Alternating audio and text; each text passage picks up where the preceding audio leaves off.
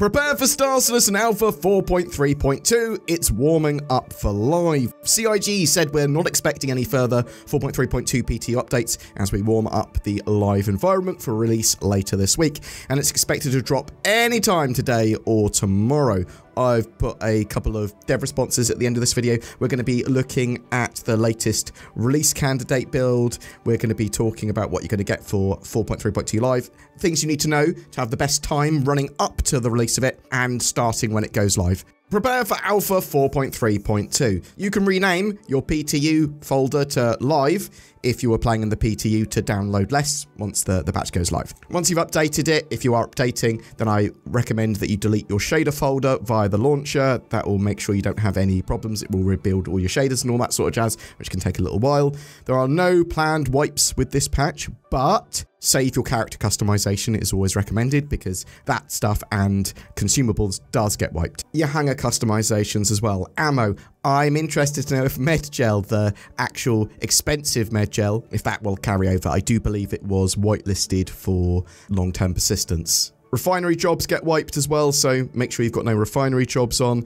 Sometimes, some ships, vehicles, etc. get wiped. It's best practice to store these at a landing zone, preferably your home one, but you should be keeping all your Alpha UEC and any ships that you earned in-game. When you first spawn in 4.3.2, you'll have, as always, a choice of a home zone to spawn at. Keep in mind that we've got the Intergalactic Aerospace Expo coming up around November 20th. And yeah, I would assume that we've got Alpha 4.4 being launched before that, but just bear that in mind. The Intergalactic Aerospace Expo being a very busy event, we're likely going to have it this year at the Vision Center at Crusader Horizon. All I'm saying is consider your home zone before you make it your home. Some people are going to be worried about having a super busy landing zone when you're trying to leave your hangar. And obviously there are new events and bits and bobs going on with 4.3.2 as well. You may be asking yourself, where's the new stuff? Well, you can find the new FPS weapons, the Killshot Rifle and Pulverizer LMG in contested zones and at ASD locations. I have not seen the new rocket cluster launcher thing that they showed off at CitizenCon in the build yet. I'm actually expecting that to come later. You can get those weapons, I believe, in the CitizenCon goodies pack as well. There will be a new patch pack with armor, weapon, and a ship skin that will go on sale when that patch goes live. Oh, and be careful at ASD facilities because there are now AI FPS security turrets. With that in mind, there's also the Yomandi boss fight, which is the giant lizardy snake things that are a bit Valakar-like. You can find the Yomandi boss cave fight by jumping down from a broken walkway at the ASD Site B area where there's a broken railing. There's a relatively obvious path down into some caves. If you're looking over the edge of somewhere and going, can I jump down there?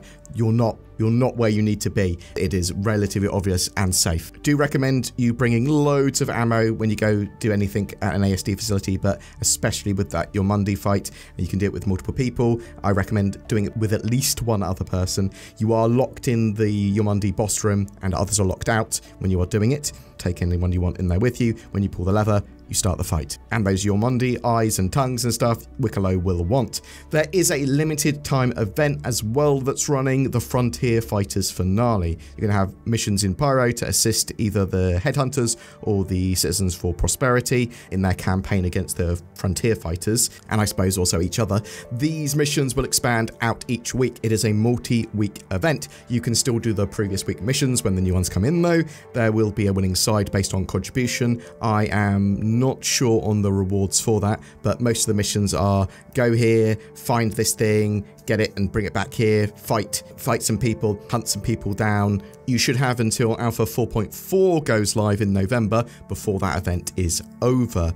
The Palatino armor, the new sort of high-tech combat armor, is available in orange loot boxes at distribution centers. They may appear elsewhere, but that is where I have seen them. Wickelow's has a host of new stuff, including a special version of the A2 Hercules, Ares, Inferno, and Ion, and Prowler utility. Jared, or Disco Lando's head, is in the DNA editor. What else is important to know? Well, structural salvage has significantly changed. And if you've got a Reclaimer or a Vulture or a Fortune, then you're going to want to take your materials after you've fractured the stuff and salvaged it all. You want to take it to a refinery. Although it's also worth knowing that RMC prices are way down at the moment. But yeah, with structural salvage, refining is now part of that gameplay loop, and they've split out different types of salvage with that, preparing it for crafting coming later in the year.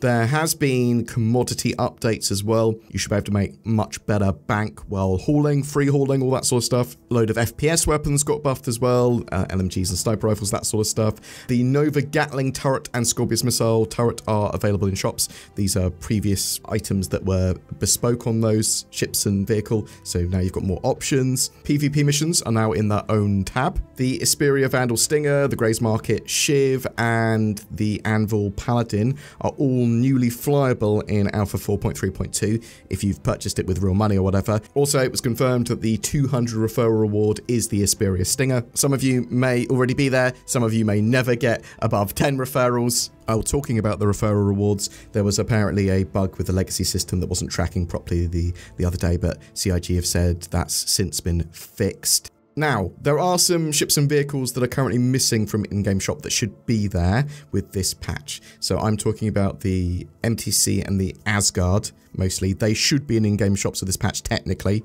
We'll have to wait and see if that holds for live. They could be holding them back for the Intergalactic Aerospace Expo. There's the Guardian MX as well, but we have got the Guardian, so just the base versions of ships being available in in-game shops is fine with me. Also, the Idris. The reason I'm mentioning these ships is because they were all from Fleet Week, including the turrets that we mentioned for those bespoke vehicles, the Nova Gatling turret and the Scorpius missile turret. That's all Fleet Week stuff. So the Idris went flyable at Fleet Week. They might go, look, you can only get this in-game in a special way or whatever, but I do want it available in-game, or just make it available for a huge amount of Alpha UEC. Could be something that they're waiting on Intergalactic Aerospace Expo 4 or 4.4. Tell me what you think in the comments below. With that latest release candidate patch for 4.3.2, they had an interesting shard or mesh configuration. 8 servers for Stanton, 2 for Pyro, and 600 players per shard.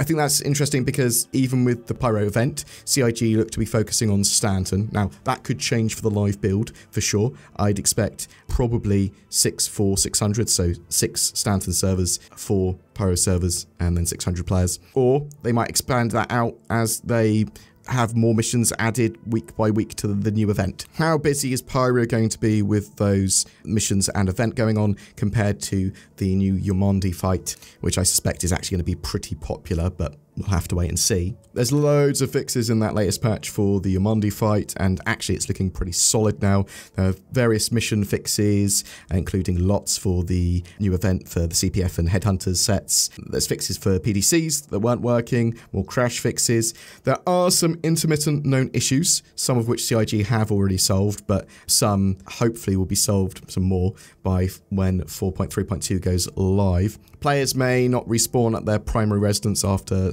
using self-destruct or forced respawn. That's obviously a pretty big problem. When attempting to sell ore at kiosks, the confirmation screen will return with undefined.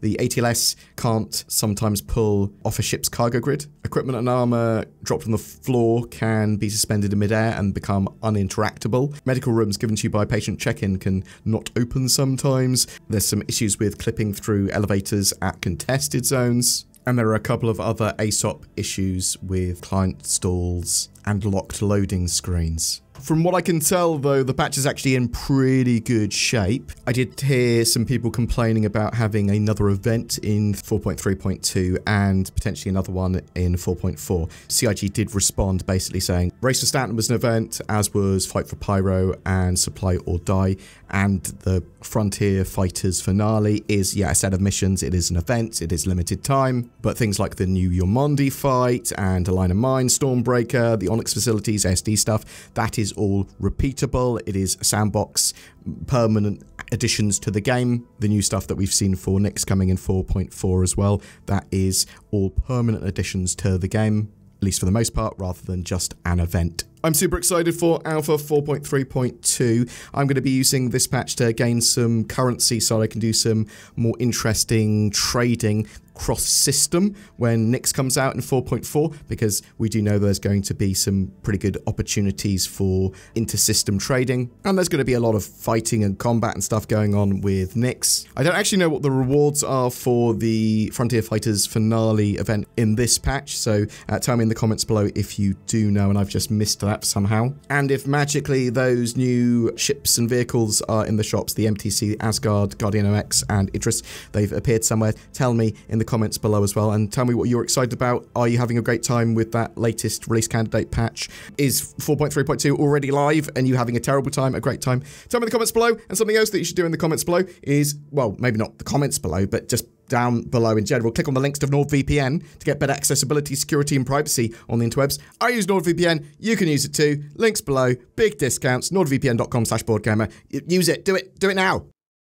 Every month we have a ship giveaway, and for October, because of CitizenCon and it's a big month for celebration, we are giving away 5 different ships to 5 different winners. They all come with a game package and lifetime insurance. We're giving away a C8X Pisces, the Arrow Light Fighter, the 100i luxury starting ship, the Sulen, a very cool, weird alien starting ship, and the Nomad from Consolidated Outland. All you need to do to be in for a chance of winning one of those ships is comment on any of my videos made during October. Any of those are great to start the game with, or just as another ship in your fleet, or even as a lifetime insurance token to upgrade to something else. A big thank you as well to CIG for providing some of those ships for that giveaway. If you would like to further support the channel, consider becoming a Patreon or using the join button under my videos. That will get you some occasional exclusive content, and it really does help us out loads. Also, like, share, subscribe, that all helps tons as well. Thank you so much for watching to the end, and I hope you have a great October.